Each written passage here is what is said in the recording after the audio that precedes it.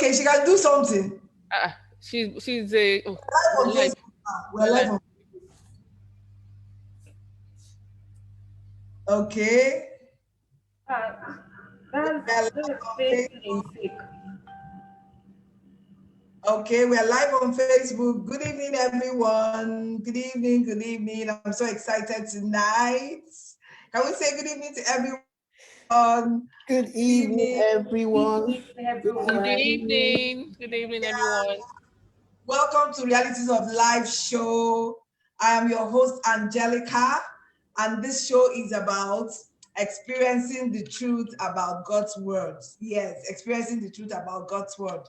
Who God says we are, who He wants us to become, how He expects us to live, and truly, God expects you and I to live victoriously in this life. And tonight we have an amazing topic to be discussing, which is raising the next generation. Yes, and our focus is on our sons. And I have three amazing ladies joining me tonight. So excited to share on this topic with us tonight. So please, can I welcome Esther from Abu Dhabi, Wumi from Abu Dhabi, Chinwe from the UK, and your very host, Angelica from Abu Dhabi. Hello, So, everyone. Good evening. let's say hello to our audience tonight. Hello, everyone. Yeah, so Oh, hello. we're gonna start with Esther tonight. Okay, I'm starting with Esther. Yeah, are you surprised? How are we going to raise our sons? How are we going to raise the next generation men to be better fathers, to be better brothers, to be better cousins? We know a whole lot has been happening in our world when it comes to the men folk, and people have been saying a whole lot. But we know that the foundation is always from how a child is raised, how a son is raised. So, what do you think? How better do you think we should raise the next generation sons? All right. Good evening, everyone. Yes, just as I've been introduced, my name is Esther once again. Okay, this is a great topic that thinking about it is either you have there could be mixed feelings because number one, we have people who have been privileged to raise their children well, to raise their sons well, and then we see them fulfilling like great we can see them fulfilling great purposes, we can see them doing great, whereas we also have some guys on the streets, some male child on the streets just wandering about, and you wonder who is the mother of this guy, who is the father of this guy, where has this guy come from, and you begin to question yourself like how did it all how did the story began, how has it been able to get to this phase. I'm talking about promising children, children that a lot has been said concerning them even from birth, and suddenly, okay, many of us feel that it's sudden when we see some strange things happen to them, not knowing that it started from the beginning. Yes, just as if the foundation is faulty, what would the righteous do? And then the first thing I would like to address is this: either a male or a female child. The truth is this: it's only the manufacturer of a product that has the rules and regulation, that writes the manual, yes, of the product. So if you're giving birth to a child, even before birthing the child, you should have what and what that has been said concerning this child. You should have what and what guidelines on how you want to raise the child, not just as though, okay, just as a normal thing for people to just conceive and give birth, not having plans for them. I believe there should be a plan for every child, just the same way the 9 month process.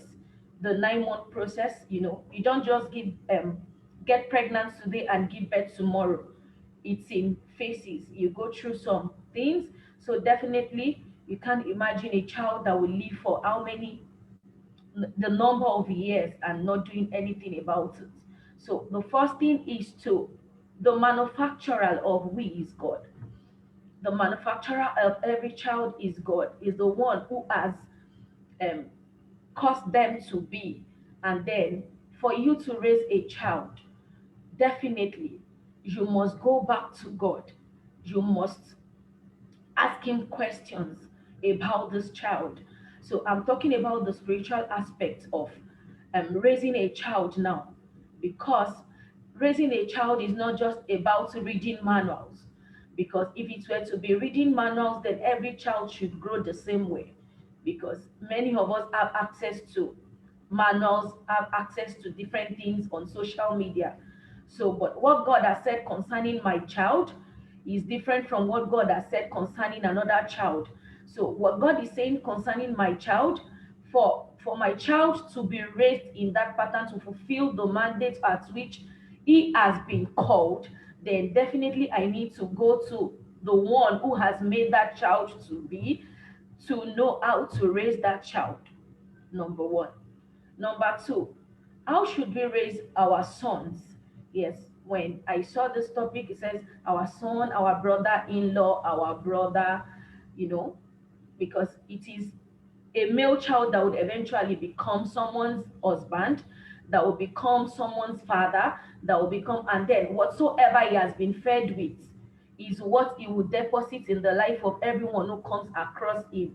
So that's one of the reasons why we should be careful of how we would raise our own sons. One of the things I feel that happens to the male child sometimes, most times, is this issue of parents saying that a boy child would always be a boy child. I think if that can be eradicated, it's one of the ways at which things can get better. You know, normally when a boy child is growing up, maybe based on strength and all of that, you might want to see some male child do some strange and funny things. So in the name of is a boy child, we allow male child, we give them some access to some things, like a little boy just stands and just picks something and throws something at someone, and you just feel okay, he's just active because he is a boy child. So I feel that one of the ways we can raise them is to let them be respectful and responsible for their actions. Don't cover the male child up in the name of he's a male child, he has access to things, and you know, that is a female child, not having any preferential treatment. Like, he's a male child, he shouldn't do this. You will discover that some of the male child that become fathers, sorry to say, some of them become somehow irresponsible in the name of I am the man. It all started from their day one on earth, from being a toddler to, you know, teenager, in the name of, okay, he's a male child, he shouldn't wash plates in the house. Okay, the female child should, just like maybe some Africans community and all of that, is a male child is not supposed to be. And you even see some teenagers tell you emphatically that I am a guy, I shouldn't be washing plates because I have, what is the girl doing? You'll be shocked when some of these young ones say things like this. So those are the kind of children that grow up to tell their wives, that you see their wives being tattered, like the wife does almost everything and he feels that the only thing he should do at home is to give money. So my question is, if he gives the money, is it not the wife that is ill and arty that will spend the money?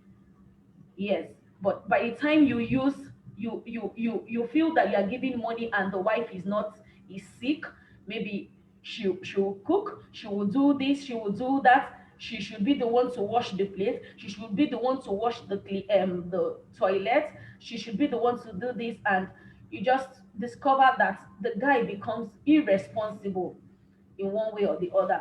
So I think one of the ways we can raise our children is, the next generation, yes, of men is to eradicate the issue of a male child is a male child. Let them be responsible. There's a story of a man that I heard about. I think I've seen the man before. And when I saw the man, he was what we call a bus conductor in back home. Not close to me anyway, but I had the story that it was while growing up, he had some form of preferential treatment, and the family was wealthy. Suddenly, the parents, I think one died, the other died, but quite a number of the things, the will was already written in his name. And as they died, he just started selling them one after the other. And what he was using them for was to drink alcohol and all of that. So you wouldn't imagine someone like that had quite a number of wills now being a bus conductor eventually when I got to know him. So it's so terrible. So another thing is, do not compare them to anyone. One of the things we should do is to train them to know who they are, and continually we keep telling them every time, like, this is who you are. You are this. You are born to be like this. You are not born to be like every other guy on the streets. Okay, you see those guys on the streets. Some of these guys just wants to explore because they don't know who they are. When they get to school, when they get to the campus, when they get around, they feel this guy is exploring. They just want to explore. Like, this guy is smoking and they are rich and is from a good home. And okay, should I not just join in because I don't have any other friend? But a son who knows who he is, he does not do anything. He does not stoop low to the standard of um anything goes, like just conforming. Instead of him, children who don't know, sons who don't know who they are, they conform to any form of um peer pressure. Like, instead of them being a model, other people who are not even up to their own standard become their own model. So one of the things that we should do is we should try to remind the male child, we should remind them of who they are, we should remind them of where they should find themselves. They should be reminded of things that should be done. You know, if you feel that, okay, there are children, there are sons that you can see from right from being a toddler, you see them exploring some things and you can predict that, okay, this one can be good, um, okay, for engineering and all of that. Not that you are imposing anything on the child, but then you yourself, someone who is very good, who is a believer and all of that, that can be a role model. Why not begin to make them read about these people? Why not begin to play those things into their consciousness to begin to ambition a brighter tomorrow? Because what I see most time is mostly the places we feel that we want to tread. There are people that have gone ahead of us. So definitely there are men who has gone ahead of these male children that are just coming up, that can be a role model to them. Let us paste it on our wall. Let us speak it into their consciousness. Let us um, find a way around making them know, like bringing them into the consciousness of, this is who you are. This is where you can go to attain who you are, to get to that destination. There are quite a number of male children that they would even come up to tell you, mommy, I want to become this. Even when you feel that, when they know, they don't even understand what that means. Like, in that context, there are some children that will tell you, I want to be an aeronautical engineer. They don't even know too much about it. They just wish. And you can even see sometimes that they are doing something in that line. Like, they just want to gather things, like even toys that looks like what they are saying. They just want to sit down around people of that caliber. So let me stop with this. Thank you.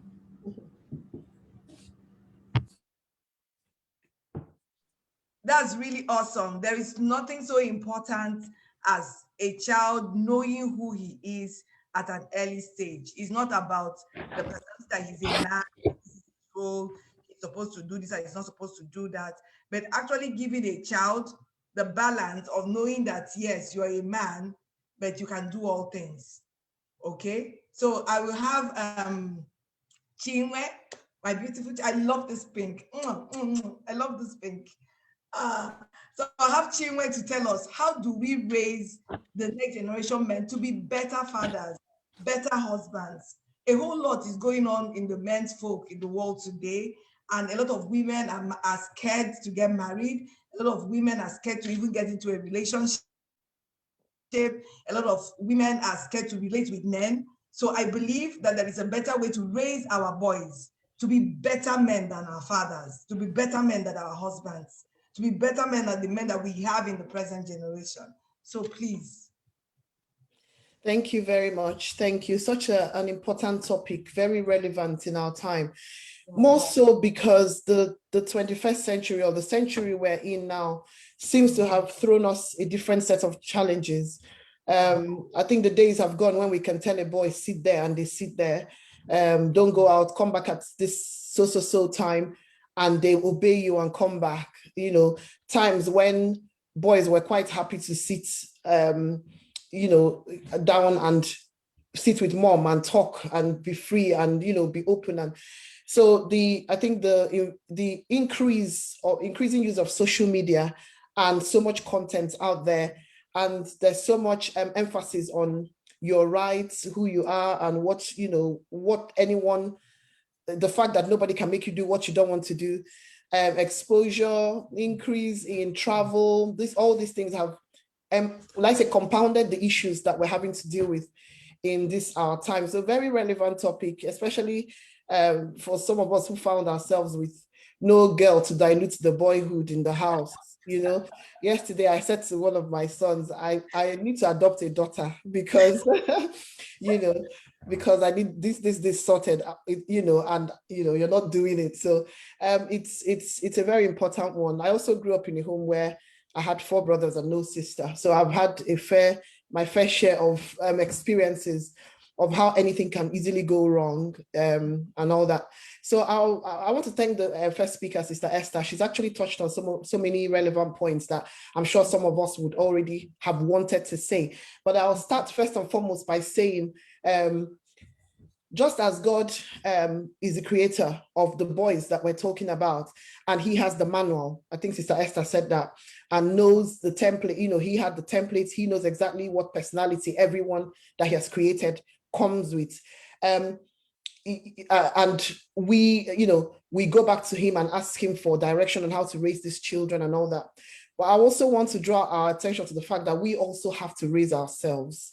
You know, some people are not done being children themselves. You know, some people are not done fixing themselves first before they bring a child into the world, which you can blame, you know, you can blame on biology. You know, once you're 14, you can have a child, really, which means that we have so many children having children, or so many people even in grown-up ages, but are still children in their thoughts, you know, don't have their values together, don't know whether they're going or coming, and they suddenly have to father, you know, children. So you find a society where children are making their own way, raising their own selves, because there's no one to show them anything better.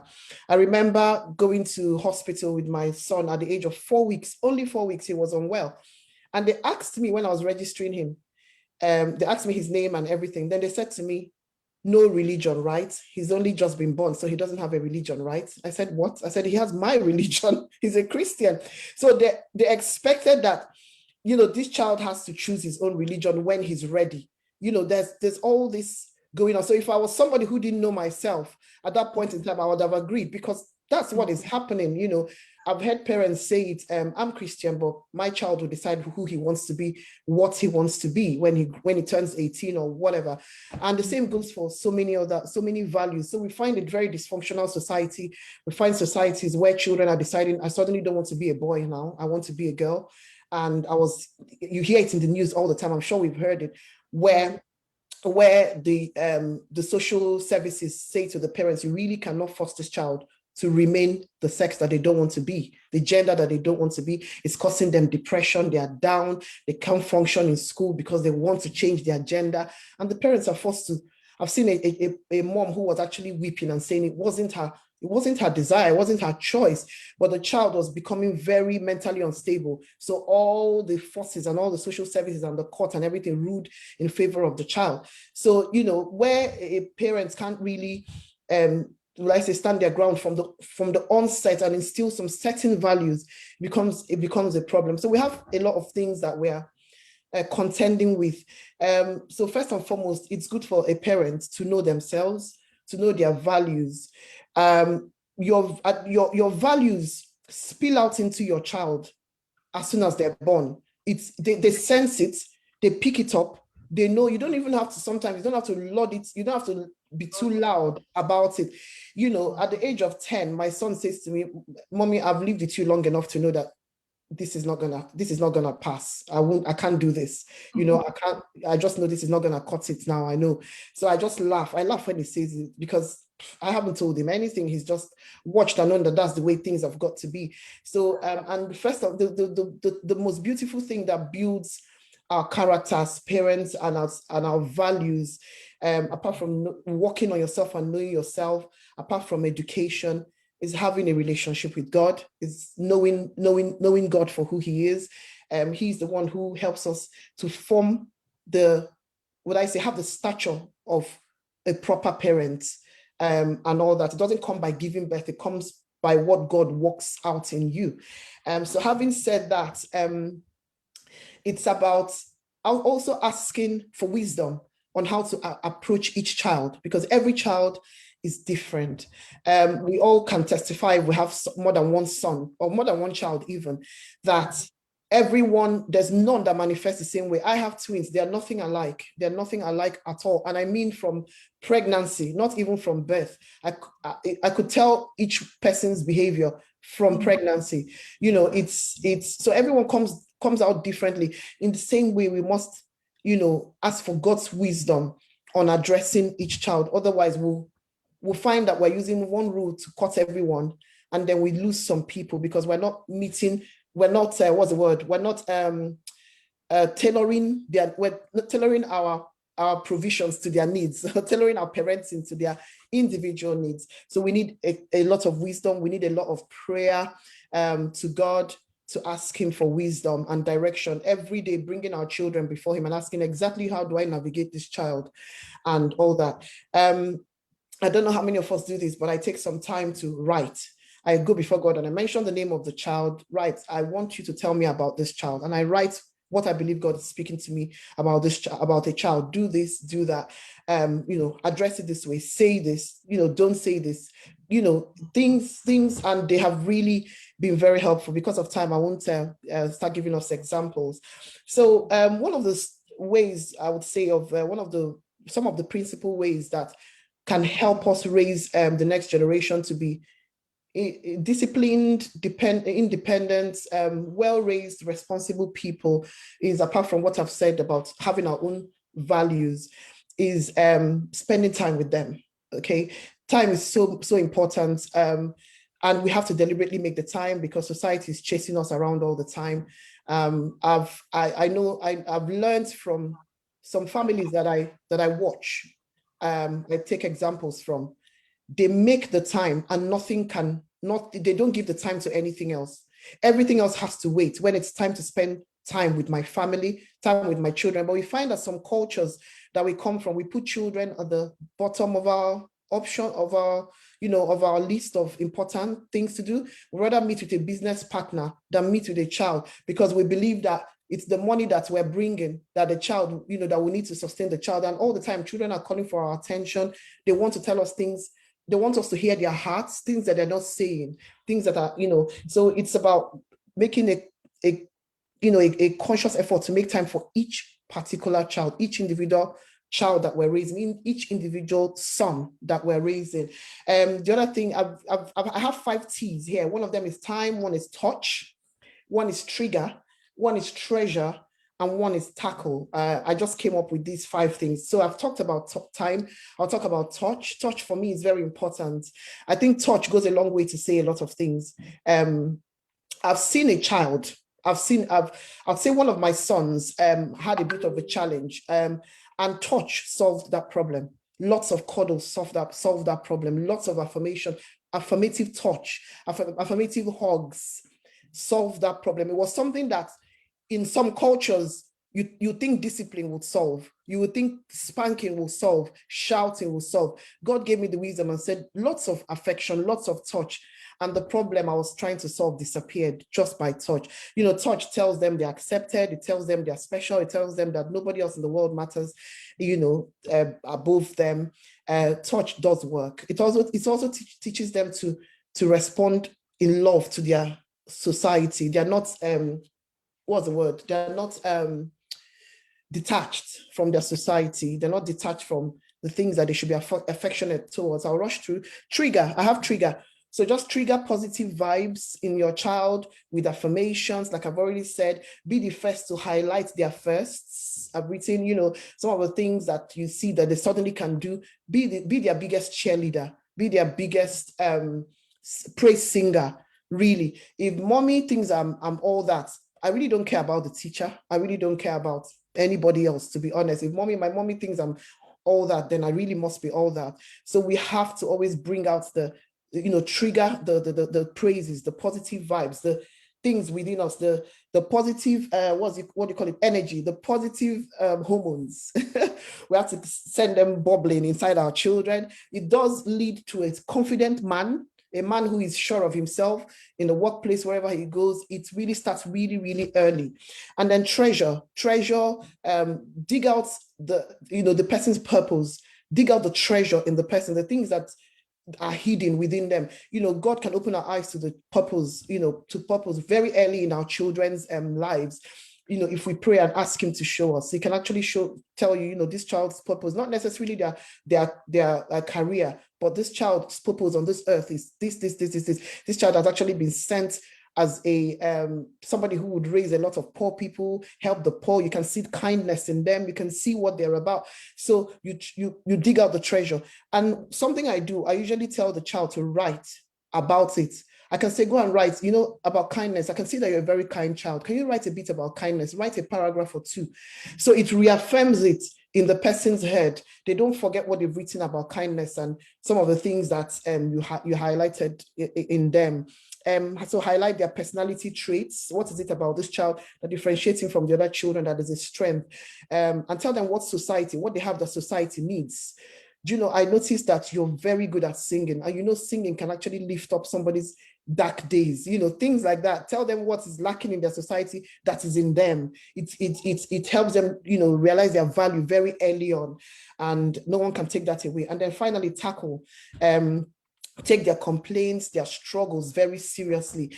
Obviously, some of us grow up in some cultures where if a child complains, it's like, why are you complaining? Please go and sit down. Why are you complaining about? Is that what you're complaining about? Man up. It's not something that you should worry about. Are you a girl? And stuff like that. We're raising men, but we're raising men who have feelings. Boys cry as well. Boys have their, own challenges. So obviously there's a way to handle it. I would say, because you're raising a man, you don't want a man who would be too soft. You don't want a man who end up being too much of a mommy's boy that they can't look after themselves. So if they have their challenges and their struggles and they come to you, solve the problem with them. So tell them, so what do you think we can do about this? Somebody bullied you in school. What do you think how do you think we can address it? You tell me, what are your suggestions? And let them find in themselves solutions to their own problems. So if they give you solutions you think are not right, then you guide. But don't all the time either brush it aside or try and present your own solution straight on without actually giving the child. So it teaches them problem solving. It teaches them the ability that they can actually look after themselves to an extent.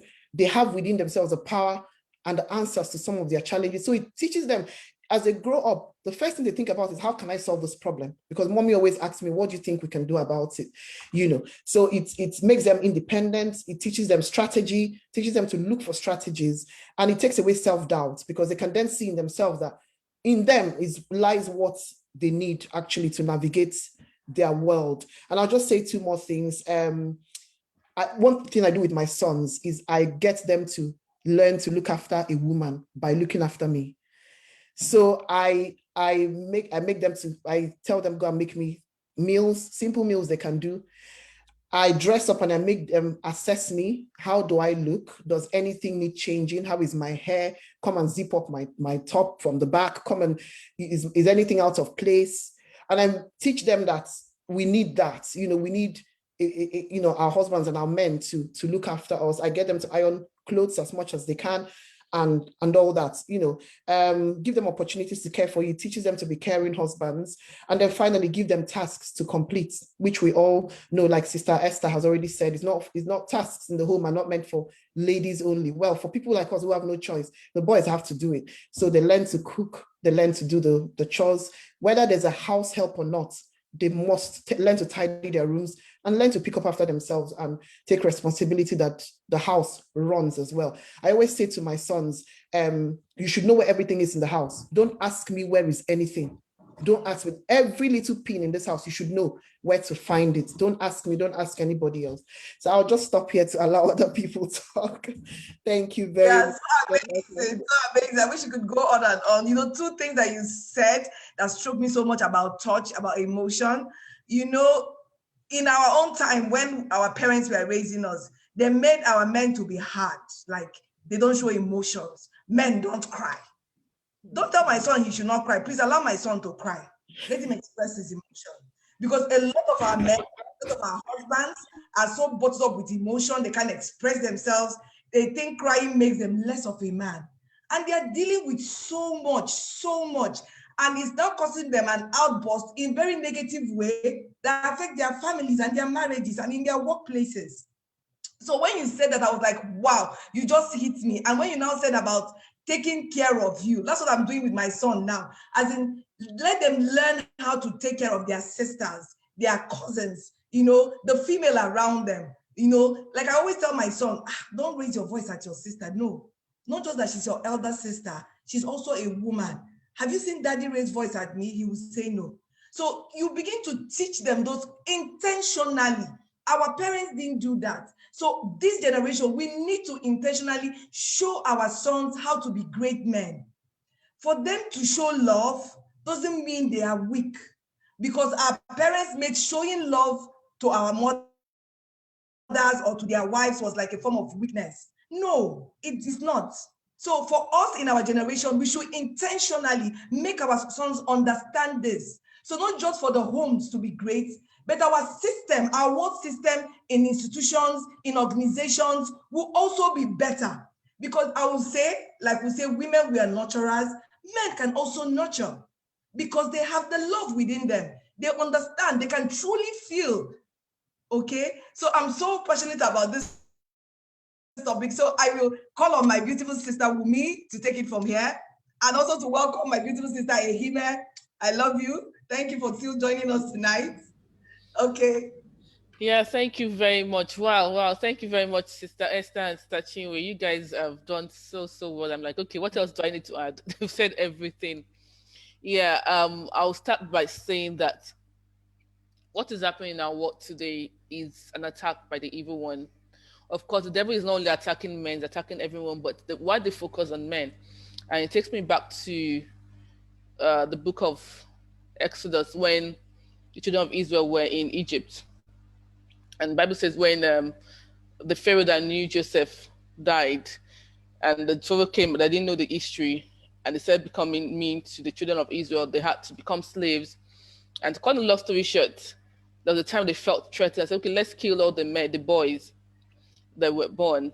And I just know that the attack on boys is still ongoing. It didn't end then, right? It's still ongoing, and that's why we have so much of that. I will see that even in our homes now, we see a lot of broken homes, and that many times is attack on the men. All in the name of feminism. Yeah, somebody one of my kids asked me that, woman, but you have a women things. Does that mean you are feminist or something like that? For me, I believe work in God's order for family, for making man and woman. But I also know that women have separate needs, and that's why we have a lot of women thing. But now focusing on men, and I see this so much in the society when the man is made to feel small in the home. The authority of men are being undermined. And if we're not careful, what people are saying, what the kids are saying is that there's no place for the father in the home. There's no place for the authority, the place for the man as the head of the family is not required. Why should we have the man as the head of the family? And like Sachinwe said, in a world where the kids are taught to do whatever that is good to them, to make the decisions for themselves, that there's no rule to follow, so to speak. You don't have to follow Christianity or which religion you want to. Just need to follow. Okay, do you feel good with it? Then go ahead with it. So this world we are living in, there's a lot of issues, and we have to deliberately work on our kids to make sure that they don't go with this ideology. And we should know that is an attack. So when you know that you're in a battlefield, the way you do things is different. If you know you're fighting a battle, you don't play. You don't go to war zone and being on your phone or drinking ice cream. You carry your gun or you carry and then you fight. So coming from there, we see that we need to really pray. I was like, okay, we'll go back to prayer again today, but then that's just the ultimate, right? Like everyone has said, we'll go back to the author of life, the person that made the boy child, and see, okay, God, how do we raise this child up? I think for us to start is, what do we want to see? That's the question we need to ask ourselves. What do you want to see in the son that you want to raise, in the husband that you want to see? And I think about that. I would love my daughter-in-law to come and say, Mommy, thank you. Thank you. Right. So that's deliberate in how you raise that son, to be the husband that the wife will be like, wow, thank God for your mom, the way she has raised you. And because I said the two ladies have spoken so much, so I don't want to talk about what they've said. Another thing is letting them know that it's okay to be emotionally available, to really care for people. And such what I said about allowing our boys to take care of her. But another thing I see in our world today is women, we are prayerful, we are nurturers, but I still believe that a man should be the priest of the home. So how do we teach our children to go back to the Bible and teach them about men in the Bible that were the ones that were standing in the gap for the family? That it will be okay that is a father that puts the family, that teaches the children the word of God. That is the one they see that, wow, that is always praying, covering the family. Even if they don't see it right now, can we teach them that as a man, you are the head of this family, you're the one that's going to stand and give account to God for your family. Not your wife, sorry. Though she's going to play a part. But can we start letting them see or hear that from us, even if you don't see it? Can we take them back to the Bible? Another thing I see that happened in our own time is the fact that, people are more strict with the boys because they feel, okay, the girls, so for the girls, no, if you get pregnant, what about the boys? Let's look at Joseph. Let's take the children back to the Bible and say, yes, you're a boy. Maybe you will never get pregnant, right? And so even if anything happens, the girl gets pregnant, you continue with your education, because that's what they always say. But Joseph had nothing to lose. He was a slave already. Come on. He had nothing to lose. He had everything to gain. Imagine, madam, you are the boyfriend of the madam of the house. Do you know that level you are going to go to?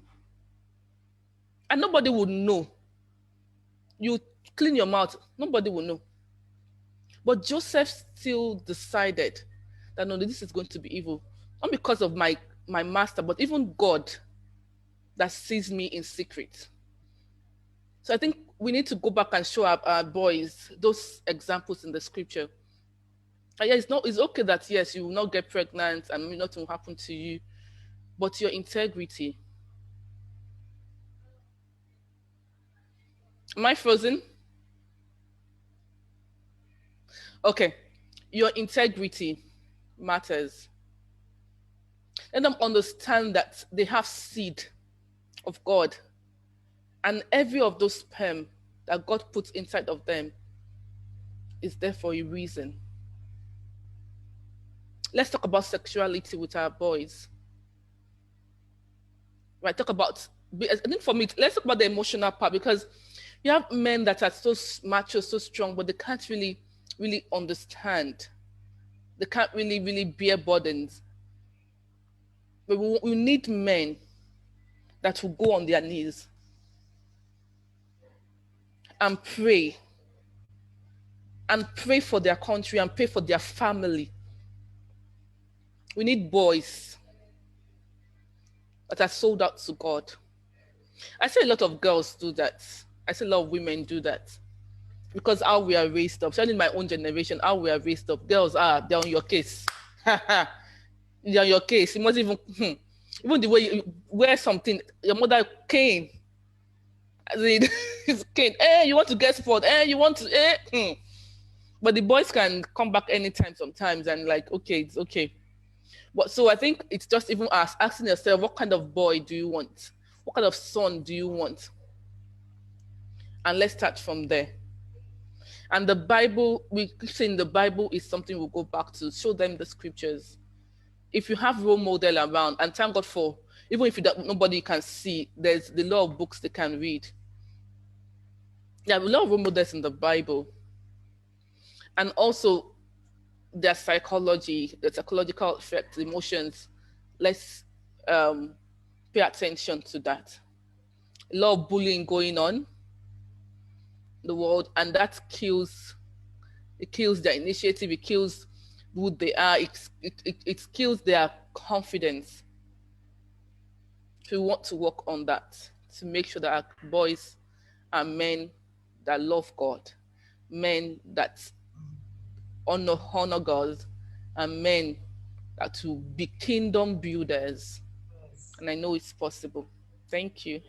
Yeah, amazing, sis, amazing. Honestly, when you were talking, about emotions, I remembered what Chinwe said about children are raising children, and what came to me, it wasn't children as per age, but they are adults, but they've not left the childhood in them because they have issues they're still dealing with that they've not come out of it. So, and because they have not dealt with it, they are transferring those things again to their children. Okay? Maybe because their father was so hard or their mother was so hard, unconsciously, you find themselves trying to do the same thing to their own children. Okay? So it only takes you, for example, I want to use myself as an example. I remember my mom, the little I could remember about her, because she passed on while I was young. She was such a she wanted me to be perfect, like the perfect queen. I mean, if she's in heaven right now, I hope she's seeing that God did a good job, So, and somehow when I got married and suddenly I had my daughter, I was so strict with her, like perfect. It just took a while for me to realize that, Angel, look at what you're doing. Same thing is happening to so many parents. They are repeating the things that their parents have done. So it's like a wake-up call for us to sit back and reflect. Those things, what has it made of you today? How best are we going to raise these children to be better than who we are? Because in the generation we have found ourselves in today, it's no longer business as usual. And like Esther said, it is key to go back to the manufacturer who is God, who has given us these children, and who knows the purpose and calling of every child, and knows the best way to discipline and the best way to guide each child to become the best of who he has called him to become. Okay, so I'm so I could go on and on and on. I'm so passionate, and I believe that our viewers out there, please, if you have any questions you want us to answer regarding this, you can drop your questions in the chat box, or you can still simply send us an email at angelmcdestiny@gmail.com. I will respond to those questions. Okay, so I'm so excited to invite my beautiful sister, Ehime. Please, how do you think we should do things differently in raising these children? Our sons, to be precise. Wow, thank you. Thank you so much. And I really apologize for joining late. Like they say in English, we save the best for last. Oh, yes. So okay, so thank you so much, sisters. To be honest, it's a privilege to be on the panel of this because I'm learning. So I'm asking myself, what do I even have to say? This is a learning for me, you know. You've all spoken really well. And Wumi, especially, you seem to have read my notes. You must have come last night, picked up my notes and read my notes. Because like what Sister Chinwe said, something is going on in the world right now, but just so that I don't repeat what everybody has said, when I was thinking about this topic, the world is now removing the distinction between men and women. So the children we are now getting, or the society now is pushing for equality in a funny way, where it's fluid. You can be a man, you can be a woman. You know, everything is difficult to draw a straight line. But in my opinion, I would say boys are different from girls. I know that there are stereotypes. So I'm not talking about the stereotypes. Like all people say, oh, it's the women that cook, it's the men that wash the car or something like that. No. I'm not talking about those kind of stereotypes. I'm saying that, especially in marriage, like Wumi was saying, men, God has called them to be the head of the family. So how do we train our boys to be leaders? And you see, leadership cuts across so many things. It's not just in your workplace. Leadership is more of building the character of the person to be dependable, to be trustworthy, to have integrity, to be reliable, to be punctual, to be honest, to be sincere. I mean, it's more of character building. I'm not saying girls don't need this as well, but I'm saying that if you want to build a future leader, what are the things you think about? When said something that really, really struck me. Just last night, I was telling my husband, and I said to him, when we were in church, because we used to attend the same church with my husband's family, his mom, and everybody. I used to tell the women in the church to say, you guys should give my mother-in-law a thumbs up. Always thank her for me because I married a good guy, and it was with all of our efforts, So if my husband did anything good, I would say, you are just forming, Joyce. Your mother, we should be telling thank you. So he would laugh. I say, did I not contribute anything, But even though that's on the lighter note, I can tell that, some of the things that he does, when he speaks to me, just like what Sister Chinwe, when he speaks to me, he will say, oh, I used to help my mother to do this. I helped her to do that. We used to spend time together. And I realized that it's time. So if you are married, your husband should be a role model for your son. It's important that he's available to be a role model. However, if he's not available, maybe because of work, the little time that he's able to spend at home, it should be quality time of bonding between boys and fathers. Because kids emulate. We're talking about how do we raise children for the next generation. Like, if I say, for instance, oh, let me give an example. My husband is very sincere. How can he transfer this quality to the boys in the house? It's by spending time with them, by making comments on the things they do, by being involved in little ways, talking with them, going out with them. We have developed storytelling. In the car, we tell our kids stories that we form on the spot. Once upon a time, story. Once upon a time, we tell them stories moral stories that we cooked up. We won't be telling each other, okay, so the man went to the bus. Yes, it was the bus. Because we are just forming the story there. What are we trying to do? We're trying to build up their imagination, to imagine how things can be. Because the way the world is going, everything is being mixed up. You find that you cannot draw a clear divide on what should be. But people of God, there is still a standard. There is still an ancient landmark. There is still a requirement. On the last day, the man will give an account for his family. There is still a responsibility.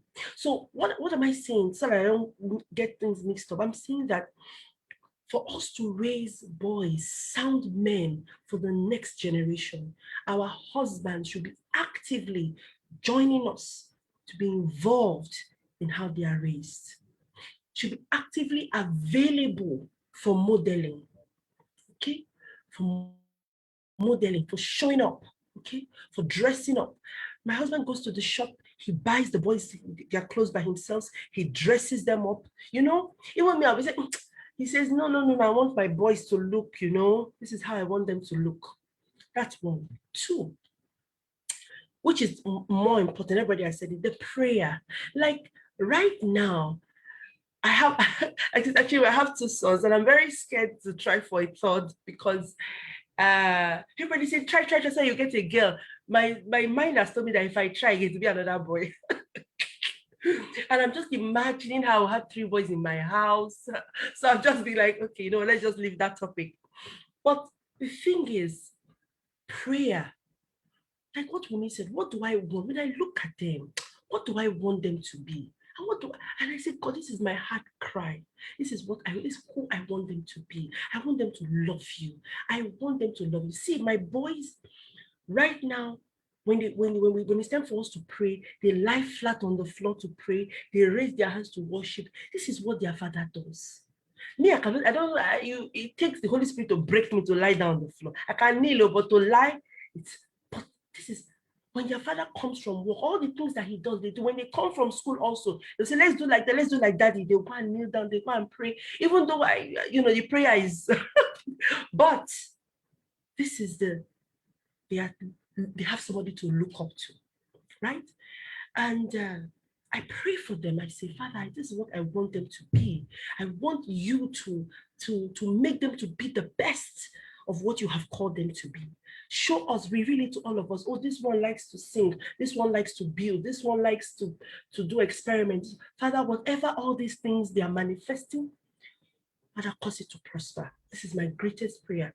I have prayed for my daughter-in-laws. I have prayed for my grandchildren. I am still praying. I'm still confessing. This is as I've gone far. I told my husband, I don't have daughters. So I'm really praying for my daughter-in-laws. I mean, because they will help, they will support, because they will support their destiny. True. Whatever my sons will be tomorrow will be as a result of a joint effort of their wives. Speak to them. If they are not yet born, Father, I'm speaking to them. If they are not yet born, create them like this in heaven and bring them so that when the time comes, they will. If they are already born, Father, wherever they are, I'm speaking to them. I'm I'm on their case. So I've learned another one. I was not praying how the man should look, how the husband of Chimamanda should look. But I've learned another one tonight. So that's one. 3, like I said, number 3 thing for the boys is to allow them to be, even though you are guiding them, not to shut them down. Because like Sister Chinwe said, these boys need to have self-confidence. The world is tough. You need people who can face the world. We're in a multicultural world where people have to deal with color. They have to deal with tribalism. They have to deal with discrimination. So many things. You need to raise a man that can stand for his family when such trials come.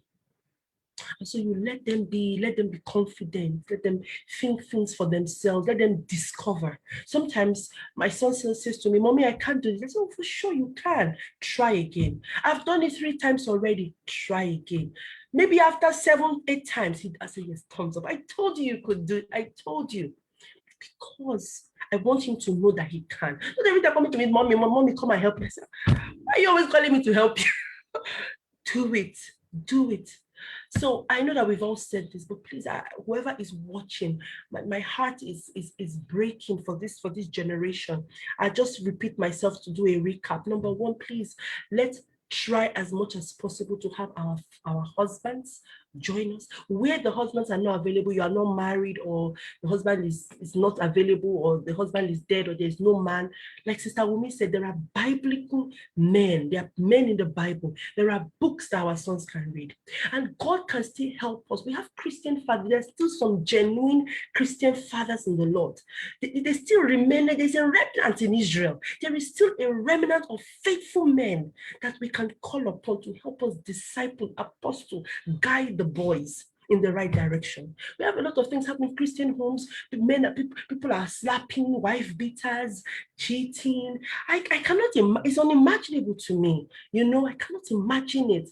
So all these things, to correct these things, is come from a foundation. Two, let us pray. Let's decree into their lives the things we want to see, how we want to see them. You know what? I decree A's in the academics.